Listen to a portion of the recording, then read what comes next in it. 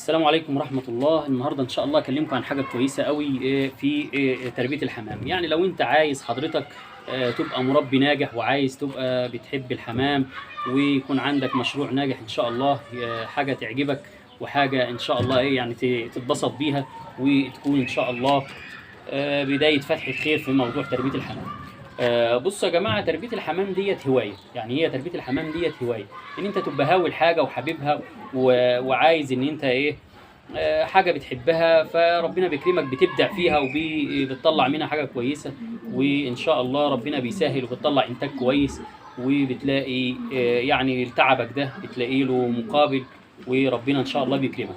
طيب، يعني نتكلم عن 3 حاجات. ال3 حاجات دول هيخلوك إن شاء الله مربي ناجح، او ال3 اسباب دول هما الاسباب الرئيسيه في تربيه الحمام.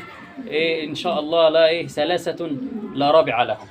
بالراحه كده وصحصح معايا، وانا عايز ودنك دي تبقى قد طبق الدش. ركز كده معايا بالراحه.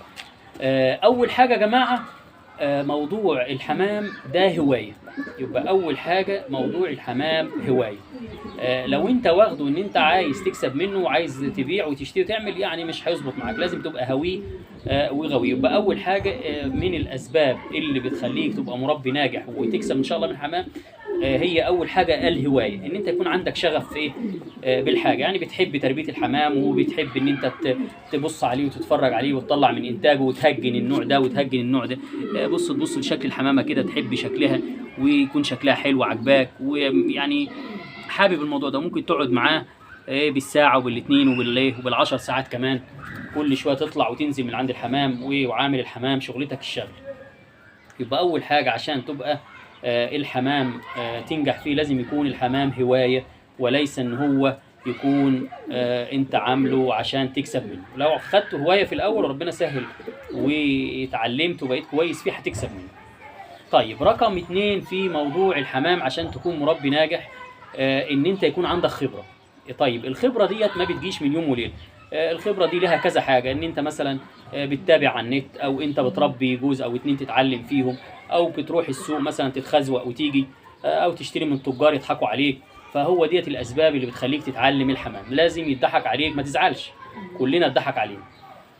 لازم تاخد دكارين في الاول على اساس ان هم ذكر وانتايه، وتقعد الدكارين تقعدهم عندك 5 6 شهور وما يرضوش يبيضوا، وفي الاخر يتضح في الاخر ان هم ذكرين. فلازم يعني انت الخازوق واخده ما تحاولش. يبقى انت لازم تتعلم تربيه الحمام، ولازم يبقى ليك خبره عليه.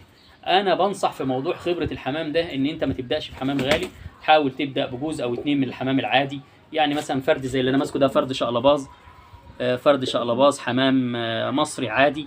شكله حلو وانتاجه حلو، حمامه بتتحمل معاك، ومناعتها حلوه وكويسه وشكلها حلو. يعني تقريبا انت كمربي جديد خليك في الشقلباز ده. فرد شقلباز من الحمام المصري العادي بتاعنا. الحمام ده بيمتاز ان هو زي ما قلت لك مناعته حلوه وانتاجه حلو، وحمامه مش هتاخد منك مجهود يعني في التربيه. يبقى انصحك بجوز او 2 من الحمام ده، او الحمام البلدي، او الحمام الانواع العاديه، الزاجل العادي والانواع العاديه دي. ما تبداش بحمام غالي، لان انت بدات بحمام غالي وانت لسه ما عندكش خبره. هتتعقد من الحمام وهتخسر، والخساره في الفلوس بتزعل. يعني انت هتخسر في الفلوس اول ما تيجي يضحك عليك كده وتلاقي فلوسك راحت، هتزعل وهتحرم تربي حمام تاني. الخبره ممكن تاخدها من على النت، من على الناس اللي هي بتعمل مواقع او صفحات، او يعني زي حالاتنا كده يعني بيقول لك معلومه ولا حاجه استفاد مني، اسمع مني واسمع من ده ومن غيري ومن غيري، وجرب عندك لوحدك. كل واحد ربنا بيكرمه، بتاخد من كل واحد معلومه لحد ربنا ما يكرمك، وان شاء الله يبقى عندك شويه معلومات كويسه في تربيه الحمام. يبقى قلنا اول حاجه ان انت يكون عندك حب للحمام وهوايه للحمام وشغف للحمام. تاني حاجه ان انت تكتسب خبره. طيب،